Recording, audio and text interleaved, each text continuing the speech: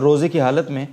یہ پہلے بھی ہو چکا ہے سوال، دمہ کے جو مریض ہوتے ہیں انہیلر استعمال کرتے ہیں تو کیا حکم ہے؟ جی یہ چونکہ لوگ بہت زیادہ پوچھتے ہیں جی تو میں تھوڑی سی تفصیل اس کی بتا دیتا ہوں۔ جی عام جی طور پر یہ سمجھا جاتا ہے کہ اس میں چونکہ دوا نہیں ہے اور آکسیجن ہے جی اور وہ چونکہ سانس کی نالی میں جاتی ہے، معدے کی نالی میں نہیں جاتی، تو اس لیے جو ہے وہ اس سے روزہ نہیں ٹوٹتا۔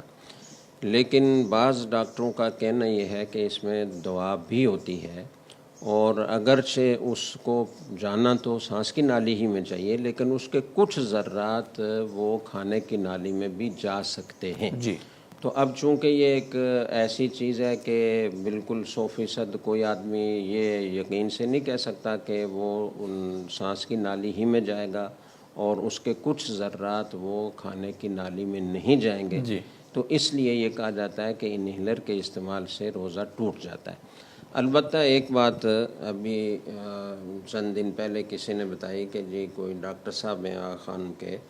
اور وہ یہ کہتے ہیں کہ جی بالکل اس کا کوئی امکان نہیں ہے کہ معدے کی نالی میں کوئی چیز جائے اچھا اور اس سے روزہ بالکل نہیں ٹوٹنا چاہیے۔ تو جو ڈاکٹر حضرات ہمارا یہ مسئلہ سن رہے ہیں ان سے گزارش ہے کہ وہ اپنی تحقیقات ہم سے شیئر کریں اور اس بارے میں جو بھی ان کی معلومات ہیں اور جو ان کی مہارت ہے، ان کی تحقیق جو کہتی ہے، وہ علماء کو، مفتیان اکرام کو بتائیں۔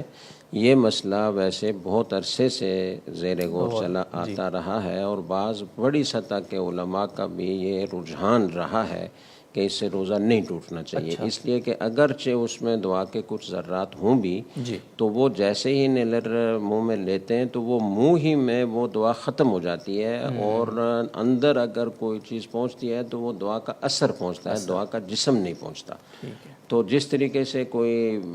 بام یا جی وکس وغیرہ کوئی جی سونگھی جی جاتی ہے تو اس سے روزہ نہیں ٹوٹتا، چونکہ اس کا اثر جاتا ہے، اس کا جی جسم نہیں جاتا۔ تو اگر یہی کیفیت انہیلر میں ہو تو اس سے روزہ نہیں ٹوٹنا چاہیے۔ تو اور ڈاکٹروں کو چاہیے کہ وہ اپنی تحقیقات مستند مفتیان اکرام سے شیئر کریں، ان کو بتائیں جی اور اس کے لیے کوئی اجتماعی غور کی مجلس بھی رکھی جا بالکل۔ سکتی ہے۔